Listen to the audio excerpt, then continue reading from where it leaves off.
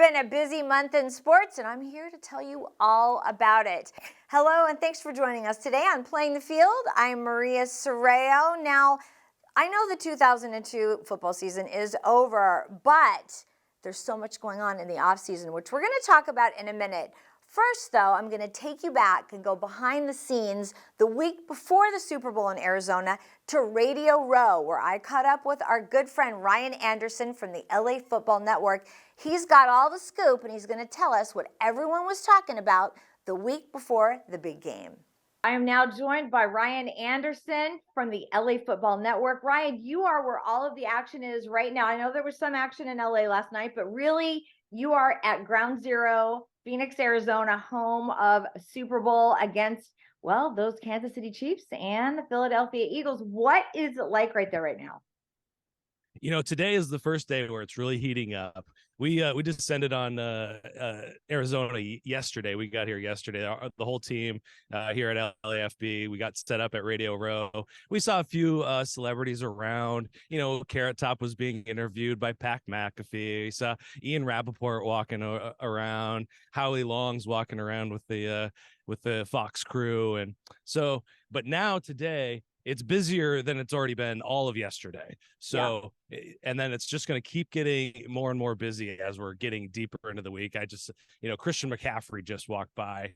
I'm a kid in a candy store right now. Yes. The fan experience is getting going. Like 6 buses of kids just pulled up to the fan experience for the Super Bowl. So it's really heating up. And, the Super Bowl is still a few days away, but the feeling is already in the air here. For people that don't know about Radio Row, it's really a huge part of the convention center that they block off. And all of you guys doing, I would assume even maybe Zooms, whatever, everybody is really in there. You each have your own area. And like you said, you're sitting there and Howie Long is walking by, and all of these mega stars that, but it's very low key. Tell us about that.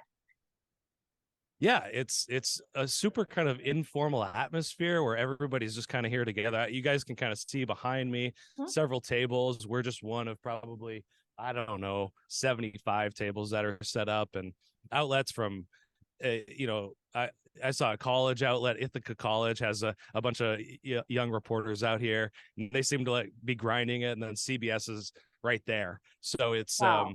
We're all just rubbing shoulders here, and it's like I was saying, just a kid in a candy store, a dream come true. Couldn't be more happy to be anywhere in the world right now. Just to have, a lot of people get excited about all the sports stars around here. I get really excited about the media people around here because I listen to them talk, and they're so smart and they articulate everything just the way I want to. So I want to get to know them and network with them, and it's just so funny to be here. Well, talking about speaking well, what is everybody saying about this game on Sunday? Is it, we've seen the Eagles all year be really dominant, and Kansas City is Kansas City with Patrick Mahomes, but he does have maybe the ankle injury. What's the buzz about who's going to win this game? Overwhelmingly, the buzz is the Philadelphia Eagles are going to take this game. Yeah. Now, I grew up with Tom Brady as the main quarterback in my life, and I learned early on, don't bet against the best quarterback in the game. And Patrick Mahomes is the best quarterback in the game. So yeah. I'm still feeling the Chiefs are going to pull it out. I'm not a betting person at all, but anytime that I was asked to choose between a winner or a loser of any particular game, I look at quarterback and I look at the coach first, and I would put money on Andy Reid and Patrick Mahomes. But overwhelmingly, like I said, everybody's thinking Eagles, and you can't blame them. They have a fantastic roster, top to bottom. They have a better defensive line and an offensive line than the Chiefs. And if it's going to be one in the trenches, which most football games are, that tells a lot about the outcome of the game. So, it's so interesting because those intangibles, like you were talking about before, I mean, yes, if you look at, offense, defense, special teams, the Eagles are complete. But when you look at a Patrick Mahomes, who's already won one, who's been there twice, and an Andy Reid, who's been a success his whole career as a coach, I think that is the intangible, is they've been there before. they're familiar with this experience, so it kind of brings in a whole new concept of, well, does the experience win out over this complete team that's played great all year, so it is really, it's kind of that, which one will weigh out in the end. Yeah, and I think it's going to be a fantastic game. Probably one of the best matchups of the year. I think so too. So we all benefit from that. I was talking with my colleague Will, who's at the table with me here now, and he was saying what he sees in Jalen Hurts, which is unusual for a quarterback of his age, is he's got the eye of the tiger. He's poised. He's not distracted. He's locked in, and for a person his age, that's really unique. So we'll see what that does on game day. But that's something interesting that I hadn't considered. It's true. I'm talking about distractions. This week is full of distractions. They start on Monday night with this crazy media night. I mean, when you look back to what used to be media day, media availability, it was a very small, little thing where the players would come out, and then it kind of slowly grew into what it is now. I mean, they used to do it, some of them on football fields, and now it's this huge, it's almost like this huge production, on Monday night that all of the players are at. And I think they credential just about every single person on the earth that wants to ask a question. I mean, we've seen some crazy people and some crazy questions, but the distractions are there all week. Now it kind of slows down for them a little bit because I know they'll have practice availabilities. I believe today, tomorrow. And then they sort of lock in, they have time to lock in a little bit more, but you're looking at ticket requests and there's just so much going on for those guys. How do you think they really shut out the noise? What do they have to do? They have to be disciplined is what it really comes down to. They can't let that noise get in their way. Right. They've got to have somebody, the right-hand guy, dealing with those things for them so that they can get acclimated to the new environment, settle in, get themselves centered. And that's never an easy process, even, for anybody. I can't even imagine what it must be like to have the camera in your face and all the microphones, and everybody's trying to get the right quote out of you. So yeah, it's got to be some sort of Zen Buddhist practice that they're engaged in this week. And tell us a little bit about the LAFootball Network. I know you were talking about your partner, Will, and just tell us what you guys do. Yeah, we cover all LA football teams. We've got guys covering USC, UCLA, Chargers, and Rams. I've primarily covered the Rams so far. We met out there at training camp a couple of days, and I'll be transitioning to also doing Chargers content as well. Great. But we've been around for about 3 years, and really, we're getting credentialed at all sorts of events. We're going to head out to the Combine. We've done all the collegiate all-star games. We've got people in the box at the USC and UCLA. So, wow. We're just, we've got 8 different podcasts covering all these things, article writers, including myself. And, I'm turning 40 this year. Oh my God. Wait a minute. You're not getting old yet, Ryan. Trust me. You're not getting old yet. Wait, 8 podcasts. That's pretty amazing. How do you fit that in? Luckily, I only have to. But we got great team covering all this stuff. We're a great group of people. Brittany Betts and Paula B. We have a new podcast coming out with them. They're doing what they call the tailgate takeover, where they descend on the 2 pro teams tailgates and just have a great time with fans.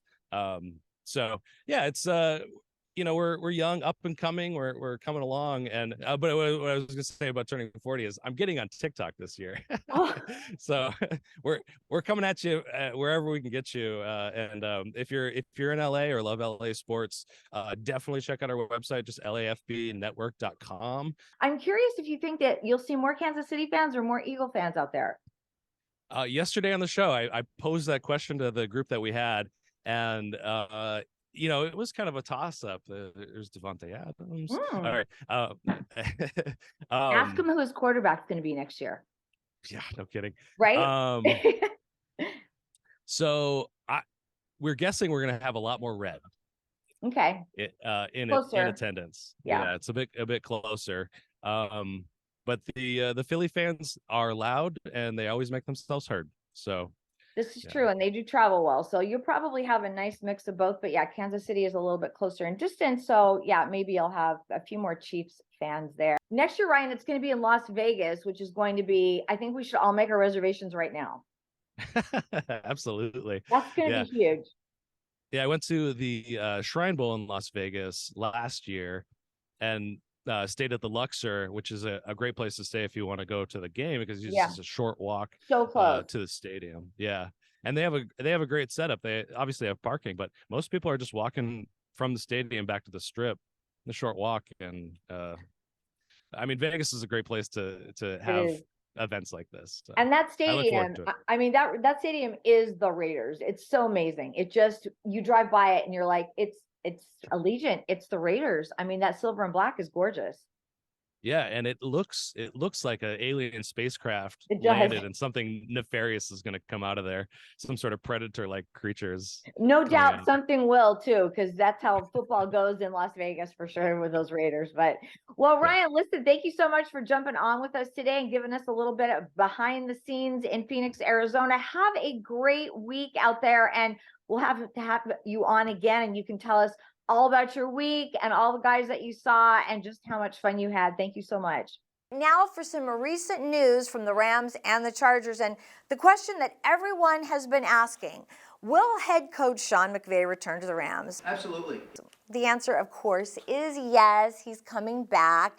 Now, he recently told us that last year was the most challenging of his entire career as a head coach, but he also said he doesn't run from a challenge, he runs through it. I'm also very sure that head coach Sean McVay is thrilled that his defensive coordinator, Raheem Morris, is also returning to the team. Now, Morris was up for several head coaching jobs. He didn't get any, but that was great news for the Rams. He will return as defensive coordinator for the third year. And as far as the players go, well, the big question right now is, will Jalen Ramsey be traded? We don't know. By the time you see this, there might be an answer.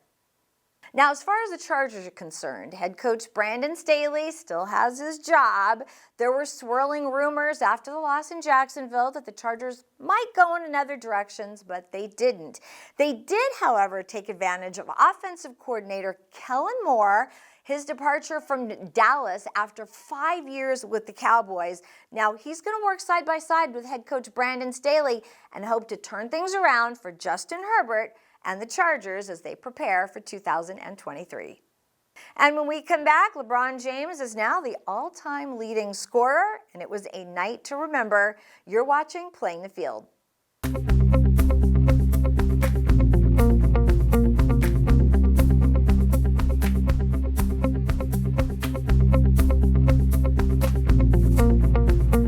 Now, this past month, LeBron James became the all-time leading scorer in the NBA. He passed another Laker legend in Kareem Abdul-Jabbar. Now, Kareem was there on the court for this moment in history.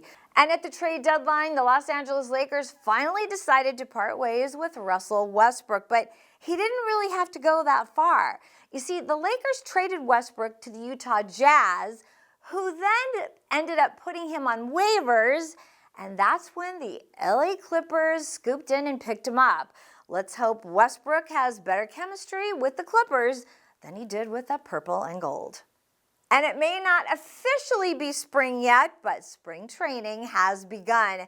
I caught up with the Los Angeles Dodgers at their Fan Fest right before they left for Phoenix, Arizona, and here's what they had to say. It's getting through the first year. We had a big transition for the Freeman family at the beginning of the year, but the Dodger organization, fans, they wrapped us around with big arms and, guided us through. And it was such a love that we hadn't experienced from fans and the front office, what they did for us. It's just so fun. And then come out here and see all these fans that are so excited for the season, and we are too. And it's just a great organization to be a part of, and I'm happy I'm going to be here for 5 more years. We noticed that in addition to the Freddie chants, we got the Charlie chants too. Yeah, Charlie's taking pictures and signed some autographs today. He's having fun. He loves these things. he just likes to be at a baseball field. So maybe in 20 years you'll be doing this kind of press conference with him, hopefully. Super excited. That's why I'm going to Arizona tomorrow. Yeah, I gonna show up a little bit early. Everybody knows that I got the wrist surgery, and it's time for me to start going because I can swing now, I can hit, and looking forward to go to a spring training, and I can't wait for all the guys to report so I can meet everybody there. Every offseason's a little different. I didn't feel great the way the season ended with me and, the way I was feeling at the plate with my swing. So I took about a week, and then I was right back in the cage, and I really wanted to get ahead of it. And, more than anything, just like get my mind at ease and, fix some of the mechanical stuff. And there's big news this season at Chavez Ravine because the Los Angeles Dodgers will retire the great Fernando Valenzuela's number. Now, this is going to be a 3-day event taking place in August and one that is well-deserved. Here's more. Fernando, what do you think it will feel like when that number is retired and you see it up on the ring?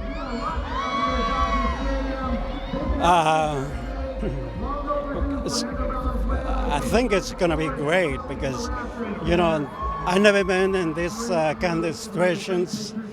I've been with the bases loaded, but never go and with some events like that one, and I think it's going to be exciting. I think it's going to be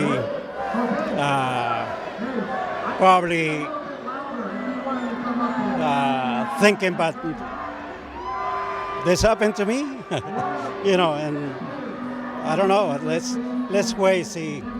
But I want to know this. Want to let you know, it's gonna go a big feeling for me. I will tell you this. My best story is I had an at bat versus Fernando in an alumni game. So I was here and he pitched. So that was one of my biggest thrills. I didn't get to face him when we were players, but I got an unofficial at bat versus Fernando Valenzuela, so that's a highlight for me. We often And don't. I grounded out, so I'm 0 for 1 career. We often don't see him being very emotional, but he was emotional today, and just talking about how much it means to him to retire the number. It's one of those things that Fernando is one of the most humble guys you'll ever going to come across. Doesn't like the attention, doesn't need the attention, never been a self-promoter. But I do think that how loyal he's been to the Dodgers, and for the Dodgers to reciprocate by giving him the ultimate compliment and reward by retiring the number, that just speaks to legacy and gratitude on both sides. So again, I couldn't be happier we did it right. The Dodgers did it right, and I'm happy for Fernando. Well, it always been there. I walk around every night, as you all know, and it is the question I get more than anything else. More than about players, more than about parking, more than about food. When are you going to retire Fernando's number? And that we actually started the discussions and the planning before COVID, but so I would say 4 or 5 years ago. But that knocked every schedule off. We were building the statue already, so we wanted to get that done, and that took a couple extra years. But this year, we finally were able to put the pieces in place to get this done. I remember asking Dodgers clubhouse manager Mitch Poole, this was years ago, why he never gave out Fernando's number to another player since he wasn't retired. And he said, well, Fernando's number is retired in our hearts. There's no doubt he's such a huge fan favorite. It'll be an exciting time for sure. And the Los Angeles Angels have news as they leave for Arizona, and that's that Artie Moreno will not be selling the team after all. Last year, Moreno said he was looking at his options to sell the Angels, but it looks like he'll be staying at the helm, at least for now. Now, the big news all year is going to be about Shohei Ohtani because this is his last contract year. Trust me, every week we'll be talking about Ohtani. We'll be right back.